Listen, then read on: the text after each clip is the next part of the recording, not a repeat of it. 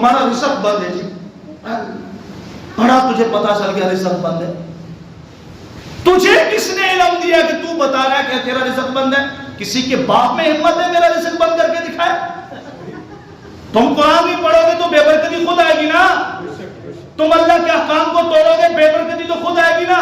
اور بے برکتی تو خود تم اپنے گھر میں لاتے ہو. جب کھانے کے لیے کچھ نہیں ہوتا پھر چلے جاتے ہو یار ہمارا حساب تو لگانا کیا مسئلہ ہے. وہ آگے سے پہلے ہی تمہارے نوچنے کے لیے بیٹھے ہوتے ہیں کھال اتارنے کے لیے. وہ اوپر سے کہتے ہیں نہیں بھائی تمہارا تو سب کچھ بند ہے. میں نے کہا تیرا سب کچھ بلا ہوا ہے, ہمارا سب کچھ بند ہے. تو بھائی ان سے بچو, اللہ کو پکارو جس حال میں ہو. تم صدق دل سے آ کر اللہ کو پکارو گے, خدا کی قسم ہے تمہارے پکار کے الفاظ بعد میں نکلیں گے, میرے اللہ کے فیصلے پہلے نازل ہوں گے. سبحان اللہ. اللهم صل على محمد في أوسط كلامنا. اللهم صل على محمد في آخر كلامنا. رب اشرح لي صدري ويسر لي أمري واحلل عقدة من لساني يفقهوا قولي.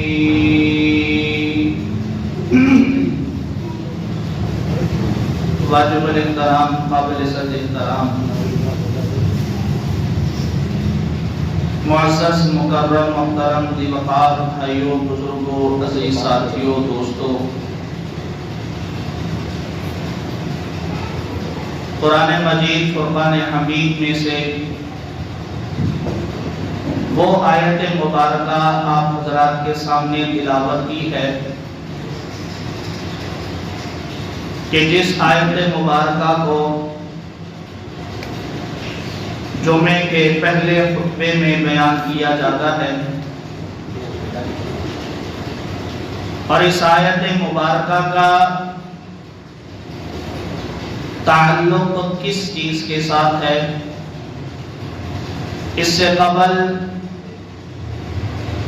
جو پہلے خطبے کے اندر آپ حضرات سماعت فرماتے ہیں اس میں کن چیزوں کا ذکر ہے, کیا بیان کیا جاتا ہے,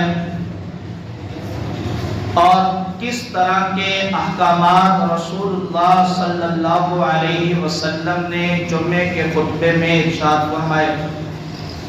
امت کو کیا پیغام تھا, سامعین کے لیے کون سا پیغام تھا, یہ تمام باتیں مختصراً آپ حضرات کے سامنے پچھلے 2-3 جمعات سے بیان کرنے کی کوشش کر رہا ہوں, تاکہ ہمارے علم میں یہ بات ضروری ہو کہ جن خطبات کو جمعے کی نماز سے قبل ہم سماعت کرتے ہیں, اللہ رب العزت کی طرف سے جناب محمد الرسول اللہ صلی اللہ تعالی علیہ وسلم کی طرف سے اس میں کیا پیغام ہے اور کن چیزوں کا ذکر کیا جاتا ہے.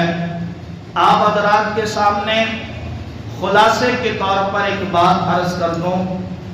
جمعات اور دیگر تمام خطبات کے اندر سب سے پہلے اللہ رب العزت کی کبریائی کو بیان کیا جاتا ہے, خلاق عالم کی توحید کا ذکر کیا جاتا ہے, اس لیے کہ توحید ہی پورے کے پورے دین اور اسلام اور شریعت کا مدار ہے. اگر ہم توحید سے ہٹ کر لاکھ بار شریعت اور اسلام اور دین کی باتیں کریں گے اور ان کو اپنائیں گے, لیکن توحید ہماری مضبوط نہیں ہے, عقیدہ توحید کے اندر ابھی تک پختگی نہیں ہے. میں بار بار یہ بات دوہرا اس لیے رہا ہوں, یاد رکھنا آپ کے بڑے سے بڑا عمل, آپ کی بڑے سے بڑی نیکی, آپ کا بڑے سے بڑا تقوی پانی کی طرح بہہ جائے گا. آخرت کے اندر ذرہ برابر بھی آپ کو اس کا کوئی اجر اور ثواب نہیں ملے گا, کیونکہ اللہ کا قرآن بڑی وضاحت سے یہ پیغام دیتا ہے. اللہ رب العزت نے بڑے واضح الفاظ میں یہ پیغام دیا، ہر چیز معاف ہو سکتی ہے، ہر چیز کی معافی کا اعلان ہو سکتا ہے، لیکن جس نے شرک کیا ہو اور پھر اللہ کی عدالت میں آیا ہو، اور اللہ کی عدالت میں ہر چیز سے چھٹکارا مل سکتا ہے، مشرک کو اس کے شرک کرنے کی وجہ سے چھٹکارا نہیں مل سکتا۔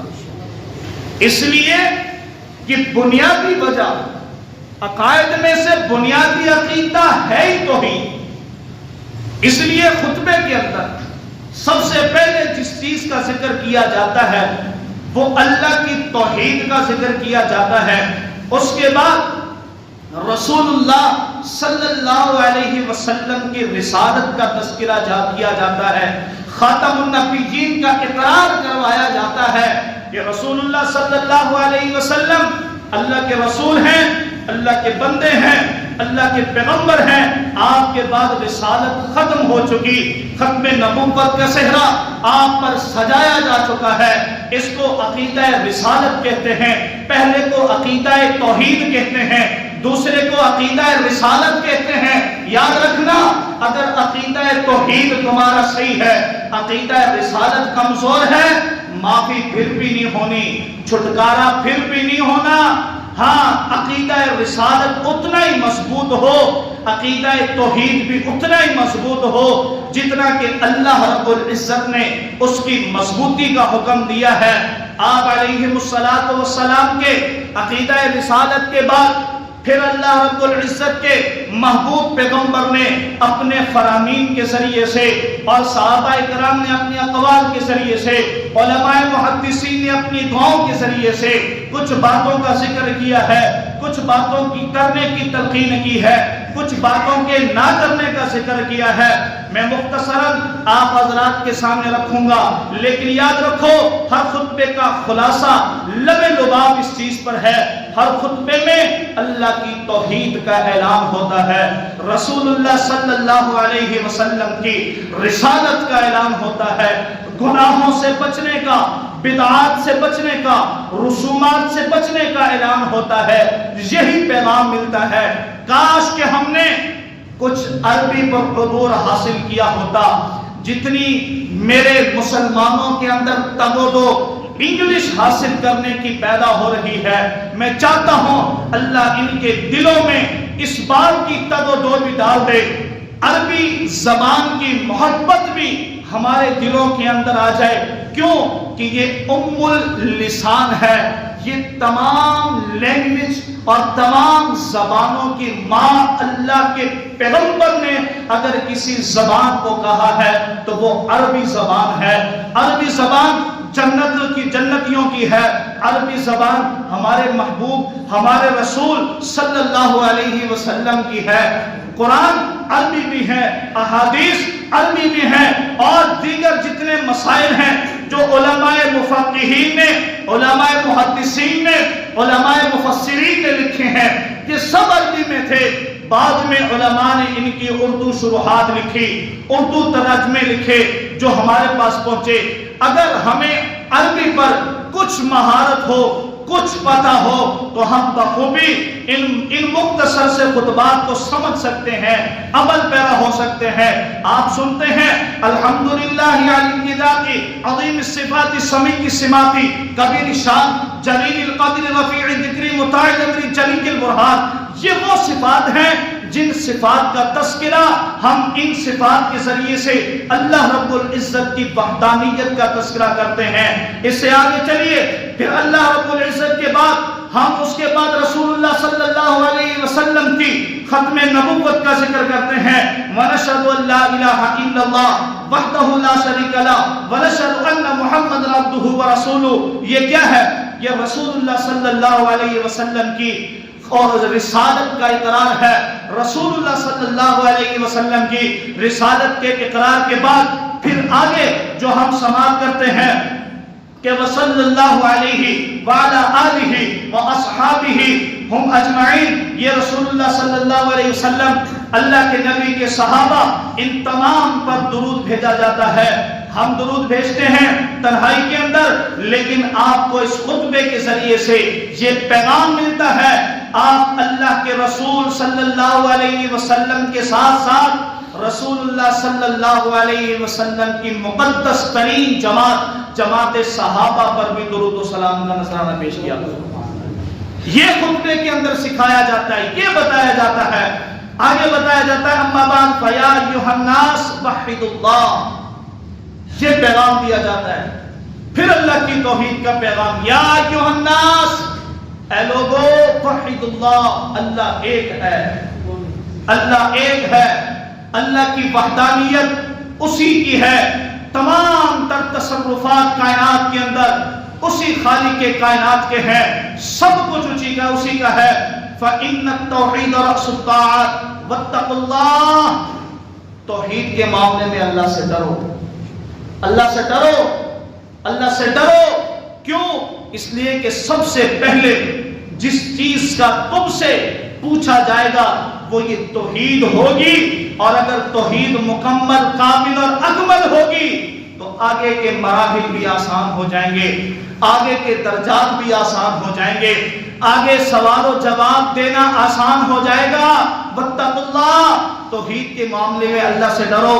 فإن التقوى ملاک الحسنات، تقوی اختیار کرو. تقوی کیا ہے؟ تقوی اللہ کا خوف دل میں پیدا ہو جائے، یہ تقوی ہے. ہم اپنی زبان سے لفظ نکالیں، الفاظ استعمال کریں، وہ الفاظ کیسے ہیں؟ کیا ان کے اندر اللہ کی نافرمانی تو نہیں ہے؟ رسول اللہ صلی اللہ علیہ وسلم کے طریقے کی نافرمانی تو نہیں ہے؟ ہم الفاظ بعد میں نکالیں، پہلے ہمارا دل اس بات پر گواہی دے، ہاں تیرے منہ سے نکلنے والے الفاظ صحیح ہیں. یہ تقوی ہے. اللہ کا خوف دل میں پیدا ہو جانا، یہ تقوی ہے. چھوٹے سے چھوٹا عمل اس لیے کرنا کہ اس پر مجھے ثواب ملے گا، یہ تقوی ہے. چھوٹے سے چھوٹا گناہ چھوڑ دینا اس لیے چھوڑنا کہ میرا اللہ مجھے دیکھ رہا ہے، میرے اللہ کے علم میں ہے. میرا چھوٹے سے چھوٹا عمل میرے اللہ اس کو دیکھ رہے ہیں، اور کل قیامت کے دن میرے سامنے پیش کیا جائے گا. بڑا رجسٹر، بڑا بک تمہارے سامنے کھول دیا جائے گا. چھوٹے سے چھوٹا گناہ شاید جس کو ہم سمجھتے ہی نہیں ہیں، جس کو ہم گناہ تصور ہی نہیں کرتے، لیکن وہ گناہ بھی اس رجسٹر میں لکھا ہوگا. فَمَن يَعْمَلْ مِثْقَالَ ذَرَّةٍ خَيْرًا يَرَهُ وَمَن يَعْمَلْ مِثْقَالَ ذَرَّةٍ شَرًّا يَرَهُ. یہ مثقال کہتے ہیں، یہ سرسوں کا دانہ، رائی بولتے ہیں اس کو، رائی، سرسوں کا دانہ، یہ بہت چھوٹا ہوتا ہے. مثال کے طور پر اکثر اس کی مثال دیا کرتے ہیں کہ رائی کے دانے کے برابر، رائی یہ سرسوں کے دانے کو کہتے ہیں. اس سے بھی چھوٹا کوئی عمل ہوگا، کل قیامت کے دن اس کا بھی تمہیں حساب کتاب دینا پڑے گا.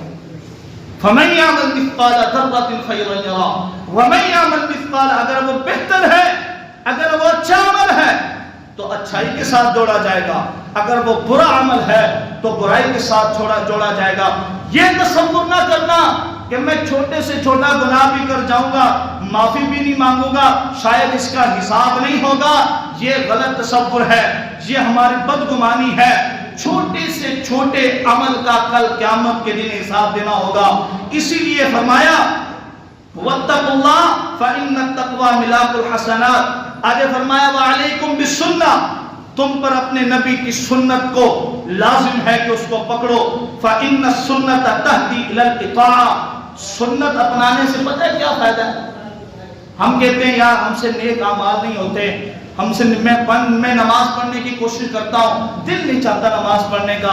بعض رات کہتے ہیں مول صاحب رات کو نیت کر کے سوتا ہوں صبح تہجد پڑھوں گا، آنکھ نہیں کھلتی ہے، شیطان حاوی ہو جاتا ہے، اچھے طریقے سے اعمال نہیں کر سکتا ہوں، دل میں بے چینی ہے. تو آؤ میں تمہیں اس کا علاج بتاتا ہوں، اس کا طریقہ بتاتا ہوں. وعلیکم بالسنہ فإن السنة تهدی إلى الإطاعة، سنت یہ تمہاری رہنمائی کرے گی اللہ کی فرما برداری کی طرف.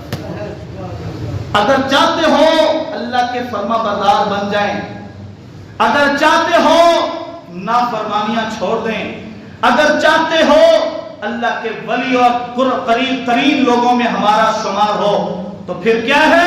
علیکم بالسنہ، سنت کو مضبوطی سے پکڑو. سنت کیا ہے؟ علیکم بسنتی و سنت الخلفاء الراشدین المہدیین، میری سنت اور میرے صحابہ کی سنت، یہ جس پر بھی عمل کرو گے ثواب تمہیں سنت کا ہی ملے گا۔ اس لیے یہ علاج ہے اس بدگمانی کا۔ یہ جو مرض ہے ہمارے اندر، نماز پڑھنے آتے ہیں تو بھاگنے کا دل کرتا ہے، کبھی دل نہیں کرتا کہ آج آدھا گھنٹہ نکال کے مسجد میں چلا جاؤں، قرآن پاک کھول لوں، آدھا سپارہ قرآن کا تلاوت کر لوں۔ کتنے نوجوان ہیں، کتنی نسلیں ہیں، کتنے لوگ ہیں جن کے قرآن صحیح نہیں ہے، قرآن کا تلفظ صحیح نہیں ہے، قرآن پڑھتے صحیح نہیں ہے، اور پھر کیسے میرے جیسے نکمے ہیں کہ سال میں ایک بار بھی قرآن کا ختم نہیں نکالتے، حالانکہ ایک سال میں ایک بار قرآن کو ختم کرنا یہ قرآن کا حق ہے۔ تم قرآن کا حق غضب کر کے بیٹھے ہو اور اللہ سے اپنے حقوق مانگتے ہو۔ قرآن کے حقوق ہم غضب کر کے بیٹھے ہیں اور اپنے حقوق کے لیے اللہ کے حضور رونا روتے ہیں کہ یہ ہو گیا ہمارے ساتھ، یہ ہو گیا، یہ نقصان ہو گیا۔ تو اگر چاہتے ہو کہ اللہ کے فرما بردار بن جائیں، اگر چاہتے ہو کہ اللہ کے ہر حکم کو اپنانے والے بن جائیں، سب سے پہلے تمہیں سنت کو مضبوطی سے تھامنا ہوگا، اس لیے کہ سنت رہنمائی کرتی ہے اللہ کی فرما برداری کی طرف، رسول اللہ صلی اللہ علیہ وسلم کے طریقے پر چلنے کی طرف۔ آدمی کے سر پہ امامہ ہو نا، امامہ، یہ میری اپنی آزمائی ہوئی بات ہے، اور چہرے پر داڑھی ہو تو میلے پہ جاتا ہوا بھی بندہ شرماتا ہے، ڈر لگتا ہے یار لوگ کیا کہیں گے، سر پہ پگڑی اور میلے میں آ گئے۔ تو یہ سنت تمہیں روکتی ہے، تمہیں پکڑتی ہے، یار کہاں جا رہے ہو؟ یہ میلے میں جاؤ گے، بد نظری کرو گے، گالم گلوچ ڈانس گانا سنو گے، امامہ پہنا ہوا ہے، پگڑی پہنی، دل کرتا ہے کہ جاؤں، دل کھینچ رہا ہے، لیکن سامنے جب دیکھتا ہوں تو لوگ کیا کہیں گے، یار پگڑی پہنی ہوئی ہے، داڑھی رکھی ہوئی ہے، میلے میں آ گیا۔ تو یہ کھینچتی ہے۔ ایسا ہی نہیں ہے کہ سنت کو اپنانے سے بندہ گناہوں سے بچ جاتا ہے، وہ یہ طریقہ ہے، تم اپناؤ تو صحیح، تم پہنو تو صحیح، تمہیں خود احساس ہوگا یار میں غلط راستے پر جا رہا ہوں، مجھے ایسا نہیں کرنا چاہیے۔ ٹھیک ہے وہ جا رہا ہے، وہ پینٹ شرٹ میں، اس کے چہرے پہ داڑھی بھی نہیں ہے، سر پہ ٹوپی بھی نہیں ہے، اس کا حلیہ ہی مسلمانوں کی طرح نہیں ہے، وہ جا رہا ہے، وہ ٹھیک ہے، لیکن مجھے نہیں جانا چاہیے، یہ میرے جانے کی جگہ نہیں ہے۔ میں شریف ہوں، اگر شریف نہیں بھی ہوں، لیکن میرا حلیہ اس بات پر دلالت کر رہا ہے کہ تجھے یہاں نہیں جانا چاہیے۔ تو اس لیے علیکم بسنتی، علیکم بسنتی، سنت کو مضبوطی سے پکڑو، اس لیے کہ سنت رہنمائی کرتی ہے اللہ کی فرما برداری کی طرف۔ اور آگے کیا فرمایا، وَمَنْ أَطَاعَ اللَّهَ وَرَسُولَهُ فَقَدْ رَشَدَ وَاهْتَدَى۔ یہ کامیابی کی علامت ہے۔ جب تم سنت کو اپناؤ گے، اپنانے کے بعد سنت رہنمائی کرے گی اللہ کی فرما برداری کی جانب، پھر جب تم اللہ کے فرما بردار بن جاؤ گے، رسول اللہ صلی اللہ علیہ وسلم کے فرما بردار بن جاؤ گے، آگے فرمایا وَمَنْ أَطَاعَ اللَّهَ وَرَسُولَهُ، جو شخص اللہ اور اس کے رسول کا اطاعت کرنے والا بن گیا، جو اللہ اور اس کی رسول کی اطاعت میں آ گیا، اور جس نے سب کو چھوڑ کے اللہ اور اس کے رسول کی اطاعت کو اپنا لیا، وَمَنْ أَطَاعَ اللَّهَ وَرَسُولَهُ فَقَدْ رَشَدَ وَاهْتَدَى، یہ ہدایت یافتہ ہو گیا ہے، یہی کامیاب ہو گیا ہے۔ جو شخص اللہ اور اس کے رسول کی اطاعت میں آ جائے، اطاعت کیا ہے؟ یہی تو ہے کہ اللہ کی نافرمانیاں چھوڑ دو بھائی۔ جو طریقہ قرآن و حدیث اور جو طریقہ اصحاب رسول صلی اللہ علیہ وسلم کے اجماع سے، امت کے اجماع سے ہم تک پہنچا ہے، اس پر چلو، یہی تو اللہ کی اطاعت ہے، یہی تو رسول اللہ صلی اللہ علیہ وسلم کی اطاعت ہے کہ نبی کے ہر عمل کو، نبی کے ہر سنت کو اپنی زندگی میں اپناؤ۔ اگر تم اللہ اس کے رسول کی متبع بن گئے، فقد رشد واهتدى، پھر اس کو ہدایت تمہارے لیے، پھر ہدایت تمہارے لیے، پھر کامیابی تمہارے لیے۔ فَإِنَّ وَإِيَّاكُمْ وَالْبِدْعَ، اور بدعت سے بچو۔ کس سے بچو؟ بدعت سے بچو۔ دین میں ایسی چیز کو ایجاد کرنا، پھر اس کو ثواب سمجھ کر عمل کرنا، یہ بدعت ہے۔ وہ چیز جو نہ نبی سے ثابت ہے، نہ صحابہ سے ثابت ہے، نہ ائمہ مجتہدین سے ثابت ہے، نہ کسی اجماع سے ثابت ہے، دین کے جو اس بات کرنے والی چیزیں ہیں کسی سے بھی ثابت نہیں ہے۔ 1400 سال کے بعد جب میرا پیٹ بڑا ہوا، اس کے اندر ٹھونسنے کے لیے جب میرے پاس مال نہیں تھا، پھر میں نے کچھ بدعات، کچھ رسومات ایجاد کر لی، کچھ چیزوں کو دین بنا لیا، کچھ چیزیں ادھر سے پکڑ لی، ان کو دے دی۔ سامنے والے سادے تھے، بڑے شوق سے مان گئے۔ کچھ چیزیں ادھر سے پکڑی، ان کو دے دی، یہ بھی بڑے سادے تھے، بڑے شوق سے مان گئے۔ اب ان کو چیزیں میں نے دی، یہ میرا دین ہے، میرے باپ کا دین ہے، یہ اللہ اس کے رسول کا دین نہیں ہے۔ اب ان کو فضائل بھی اپنی طرف سے بنا لیے کہ بھئی جو یہ کرے گا اس کا مردہ وہاں ایسے ہو جائے گا، جو یہ کرے گا اس کا تو باغ ہو جائے گا، جو یہ پکا کر لائے گا اس کو تو فرشتے گھسیٹ کے جنت میں لے جائیں گے۔ یہ چیزیں جو ہمارے معاشرے میں جنم لے رہی ہیں یا پیدا ہو گئی ہیں، جن کا نہ قرآن سے تعلق ہے، نہ احادیث سے تعلق ہے، نہ صحابہ اکرام کے اقوال اور اعمال اور افکار سے تعلق ہے، نہ ائمہ مجتہدین سے اس کا تعلق ہے، نہ وہ قیاس اور اجماع سے چیز ثابت ہے، کچھ بھی ثابت نہیں ہے۔ اپنی طرف سے بنا کر کے بیٹھا ہوا دین یہ بدعت ہے، یہ بدعت ہے۔ اور آگے سننا کہ جو بندہ بدعت میں لگ جاتا ہے پھر وہ کیا ہو جاتا ہے؟ فرمایا فَإِنَّ الْبِدْعَةَ تَهْدِي إِلَى الْمَعْصِيَةِ، بدعت رہنمائی کرتی ہے گناہوں کی طرف۔ بدعت کس کی طرف رہنمائی کرتی ہے؟ گناہوں کی طرف، اللہ کی نافرمانیوں کی طرف۔ یہ میں نہیں کہہ رہا ہوں، یہ خطبے میں لکھا ہوا ہے بھائی۔ اس میں وہ بعض چیزیں قرآن کی آیات ہیں، بعض احادیث ہیں، ایسے نہیں ہے۔ وَإِيَّاكُمْ وَالْبِدْعَةِ، بدعت سے بچو۔ کس سے بچو؟ کس سے بچو؟ بدعت سے بچو۔ بدعت کیا کرے گی؟ فَإِنَّ الْبِدْعَةَ تَهْدِي إِلَى الْمَعْصِيَةِ، نافرمانوں کے ساتھ شامل کر دے گی، گناہگاروں کی صف میں کھڑی کر دے گی، اللہ سے دوریاں پیدا ہو جائیں گی۔ کیوں؟ جب اللہ کے قرآن کو چھوڑ کر، رسول اللہ کے فرمان کو چھوڑ کر، صحابہ کرام کے اقوال کو چھوڑ کر ہم کو جب تیسرا راستہ نکالیں گے تو ہمارا شمار اللہ اس کے رسول کے ساتھ تھوڑی ہوگا، ہمارا شمار تو پھر کسی تیسرے طبقے کے ساتھ ہوگا۔ اس لیے فرمایا وَإِيَّاكُمْ وَالْبِدْعَةِ، بدعت سے بچو، دین میں نئی چیزوں کو ایجاد کرنے سے بچو۔ بھائی خود سوچو یار، تم تحقیق کرو نا، اللہ نے عقل بھی دی ہے، شعور بھی دیا ہے، تم پوچھو صحیح مولوی صاحب یہ جو کام کر رہے ہو کسی سے ثابت بھی ہے، کسی نے کیا بھی ہے، پہلے کسی نے کیا ہے یا آپ نے شروعات کر رکھی ہے؟ آپ کہاں کیا پوچھنا؟ تو بدعت سے بچو، بدعت گمراہی کی طرف لے جائے گی۔ اور فرمایا وَلَا تَقْنَطُوا مِن رَحْمَةِ اللَّهِ فَإِنَّهُ، اگر گناہوں کی دلدل میں پھنس چکے ہو تو گھبرانے کی بات نہیں ہے۔ وَلَا تَقْنَطُوا مِن رَحْمَةِ اللَّهِ، اللہ کی رحمت سے نا امید نہ ہونا۔ اگر تم گمراہی کی دلدل میں پھنسے ہوئے، گمراہ پہ تم نے اللہ کی نافرمانیاں بھی کی ہیں، تو آؤ اللہ کے دربار میں آؤ۔ وَلَا تَقْنَطُوا مِن رَحْمَةِ اللَّهِ فَإِنَّهُ أَرْحَمُ الرَّاحِمِينَ۔ آگے فرمایا وَلَا تُحِبُّوا الدُّنْيَا، دنیا کی محبت نہ پالو اپنے دل کے اندر، کیا ہو جائے گا؟ فَتَكُونُوا مِنَ الْخَاسِرِينَ، خسارہ اٹھانے والوں کے ساتھ شمار کیا جائے گا تمہارا۔ آج لوگ دنیا کی محبت میں کتنی آگے نکل گئے ہیں۔ دنیا کی محبت میں ہم نے حلال اور حرام کی تمیز میں فرق کرنا چھوڑ دیا۔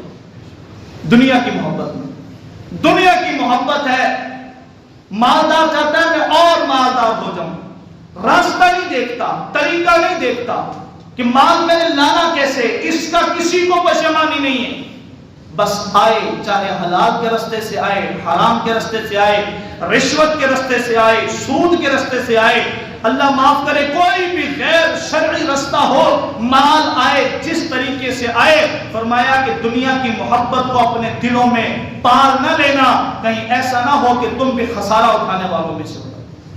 کیوں؟ اس لیے کہ دنیا کو، یہ تو دنیا کا مال ہے نا، یہ دنیا متاع قلیل، قرآن نے کہا ہے گھٹیا ترین مال ہے۔ وَالْآخِرَةُ خَيْرٌ لِمَنِ اتَّقَىٰ، آخرت بہترین ہے، بڑی اچھی ہے، کس کے لیے؟ جو تقوی کو اختیار کر کے دنیا سے جائے گا۔ اس لیے مال کے چکروں میں اپنی زندگی کو ہلاک نہ کر دینا. وَلَأَلَا خبردار وَإِنَّ نَفْسًا لَن تَمُوتَ حَتَّى تَسْتَكْمِلَ رِزْقَهَا کوئی نہیں مرے گا جب تک کہ وہ اپنا رزق جو اللہ نے دنیا میں اس کے لیے لکھا ہے جب تک وہ پورا نہیں کر لیتا تب تک نہیں مرے گا. خام خواہ حرام کی کمائیوں میں کیوں پڑ گئے ہو؟ کیوں چاہتے ہو کہ حرام کے راستے سے مال جمع کر لو؟ اللہ کہہ رہا ہے خبردار ہو بھائی خبردار، کوئی نفس اس وقت تک نہیں مرے گا، کوئی چیز اس وقت تک نہیں مرے گی جب تک اس کا رزق لکھا ہوا ہے وہ کھا کر کے جائے گا. اور جب اللہ نے لکھ دیا ہے اور جب وہ مل کر رہنا ہے اور وہ کھا کر مرنا ہے پھر کیوں نہ اچھے طریقے سے کمایا جائے، کیوں نہ حلال طریقے سے کمایا جائے، کیوں نہ پاکیزہ راستے سے کمایا جائے، کیوں نہ بہترین طریقے سے کمایا جائے، کیوں نہ اچھی تجارت کر کے کمایا جائے، اچھی زراعت کر کے کمایا جائے. کیوں اللہ کی نافرمانیوں میں اتر جاتے ہو؟ کیوں رسول اللہ کے طریقوں کو توڑتے چلے جاتے ہو؟ اللہ کا پیغمبر اعلان کر رہا ہے خبردار جب تک کوئی نفس اپنا رزق پورا نہیں کر لیتا تب تک اس کو موت نہیں آ سکتی. فقال ربكم ادعوني استجب لكم. وقت نہیں ہے، میں اگر اس کی تفصیل میں جاؤں تو بات لمبی ہو جائے گی. پھر یہ آیت مبارکہ آپ کے سامنے تلاوت کی جاتی ہے. وقال ربكم ادعوني استجب لكم ان الذين يستكبرون عن عبادتي سيدخلون جهنم داخرين. بڑا مفہوم ہے اس آیت کا، اگر اس کی تفصیل بیان کروں تو شاید وقت نہیں ہے، مختصر سمجھ لو. اللہ اپنے قرآن میں یہ اعلان کر رہے ہیں وقال ربكم، تمہارا رب یہ اعلان کر رہا ہے ادعونی، مجھے پکارو. اللہ کیا کہہ رہے ہیں؟ مجھے پکارو. جس حال میں ہو، خوشی میں ہو، غمی میں ہو، مصیبت میں ہو، پریشانی میں ہو، بیماری میں ہو، رنج میں ہو، تکلیف میں ہو، جس طرح کی کیفیت ہے، جس طرح کا انداز ہے، آواز نکلتی ہے، دل میں پکارو، آنکھوں کے اشاروں سے پکارو، دماغ کے تصورات سے پکارو، جس زبان میں پکارو، مجھے پکارو، میرے علاوہ کسی کو نہ پکارو. وقال ربكم ادعونی، مجھے پکارو، استجب لکم، میں ہی تمہاری پکار سننے والا. یہ اللہ کا اعلان ہے جو خطبے میں آپ حضرات کے سامنے کیا جاتا ہے. وقال ربكم ادعونی استجب لکم.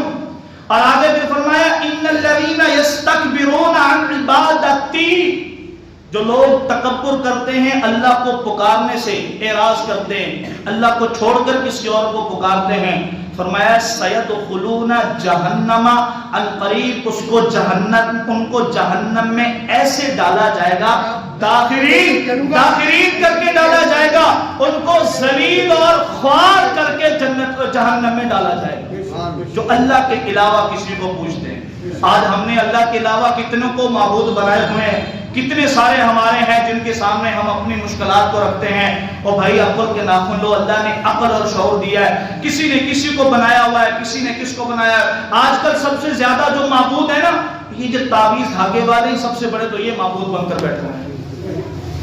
یہ سب سے بڑے معبود بن چکے ہیں اس دور کے. اب تو لوگوں نے درباروں پر جانا بھی کم کر دیا ہے، اب حملے ہوتے ہیں. اب تو خیر سیلاب کے بعد تو دربار خود جو ہے وہ پناہ مانگ رہے ہیں، لیکن اس سے پہلے، لیکن اب یہ جو چلتے پھرتے معبود ہیں جن کے ہاتھ میں قلم ہے اور جو جن کو نہ غسل کا پتہ ہوتا ہے، نہ فرائض کا پتہ ہوتا ہے، نہ نماز کا پتہ ہوتا ہے، وہ پیر بن کے بیٹھے ہوئے ہیں. آج کل ان کا قلم چلتا ہے، ایک رکے پہ 4 حرف لکھ کر دے دیتے ہیں. ہم اسی پر ہی اپنی ساری زندگی قربان کر دیتے ہیں، اپنی زندگیوں کو کیوں خراب کر رہے ہیں؟ یہ تعویذ دھاگے والوں نے تو آدھے سے زیادہ اس امت کو جو نا انہوں نے یہ رمال بنایا ہوا ہے. تمہارا رزق بند ہے جی، بڑا تجھے پتا چل گیا رزق بند ہے. تجھے کس نے علم دیا کہ تو بتا رہا ہے کہ تیرا رزق بند ہے؟ کسی کے باپ میں ہمت ہے میرا رزق بند کر کے دکھائے؟ تم قرآن بھی پڑھو گے تو بے برکتی خود آئے گی نا. تم اللہ کے احکام کو توڑو گے بے برکتی تو خود آئے گی نا. اور بے برکتی تو خود تم اپنے گھر میں لاتے ہو. جب کھانے کے لیے کچھ نہیں ہوتا پھر چلے جاتے ہو، یار ہمارا حساب تو لگانا، کیا مسئلہ ہے؟ وہ آگے سے پہلے تمہارے نوچنے کے لیے بیٹھے ہوتے ہیں، کھال اتارنے کے لیے. وہ اوپر سے کہتے ہیں نہیں بھائی تمہارا تو سب کچھ بند ہے. میں نے کہا تیرا سب کچھ کھلا ہوا ہے، ہمارا سب کچھ بند ہے. تو بھائی ان سے بچو، اللہ کو پکارو جس حال میں ہو. تم صدق دل سے آ کر اللہ کو پکارو گے، خدا کی قسم ہے تمہارے پکار کے الفاظ بعد میں نکلیں گے، میرے اللہ کے فیصلے پہلے نازل ہوں گے. وہ تو ذات ہے وحدہ لا شریک. کسی نے کسی کو پوج لیا، کسی نے کسی کو پوج لیا. کوئی کسی کو بنا کر معبود بیٹھا ہوا ہے، کوئی کسی کو بنا کر، کوئی گھوڑے کو بنا کر بیٹھا ہوا ہے، کوئی درباروں کو بنا کر بیٹھا ہوا ہے۔ مت مر گئی ہے لوگوں کو، پتہ ہی نہیں چلتا۔ کوئی اللہ کے قرآن کے بغض میں آ کر درباروں میں جا کر مدد بنا ہوا ہے، کوئی ابو بکر کے ایمان کے بغض میں آ کر گھوڑے کو معبود بنا کر بیٹھا ہوا ہے۔ اس لیے یہ چیزیں ہمیں، ہمارا خطبہ جس کو آپ ہر جمعے سماعت فرماتے ہیں، شاید آپ کو پتہ نہیں ہوگا یہ اتنی باتیں ایک خطبے کے اندر لکھی ہوئی ہیں، ابھی تو دوسرا میں نے بیان نہیں کیا۔ تو اس لیے اللہ رب العزت نے جن احکام کے کرنے کا، رسول اللہ صلی اللہ علیہ وسلم نے جن کاموں کے کرنے کا حکم دیا ہے، امت پر لازم ہے کہ ان کاموں کو کرے، اور جن سے منع کیے، جن کو ترک کرنے کا حکم دیا ہے، ہم اس سے باز نہیں آتے، ہم اس کو چھوڑنے کے لیے تیار نہیں ہیں۔ تو بھائی چھوڑو ان کاموں کو جن کو اللہ اور اس کے رسول نے چھوڑنے کا حکم دیا ہے، اسی میں کامیابی ہے، اسی میں کامرانی ہے، اسی میں بھلائی ہے، اسی میں رشد و ہدایت ہے۔ کامیاب ہونا چاہتے ہو، اللہ اور اس کے رسول کے راستے پر چلو۔ اگر کامیابی چاہتے ہو، اگر چاہتے ہو کہ کل قیامت کے دن رسول اللہ صلی اللہ علیہ وسلم کی شفاعت کے ہم بھی حقدار ٹھہریں، تو رسول اللہ کی سنتوں پر عمل کرتے ہوئے زندگی گزارو۔ اللہ تعالیٰ سے دعا ہے، اللہ سبحانہ و تعالی جو کچھ سنایا اس پر صحیح معنوں میں عمل کرنے کی توفیق عطا فرمائے۔ وما علینا الا البلاغ المبین۔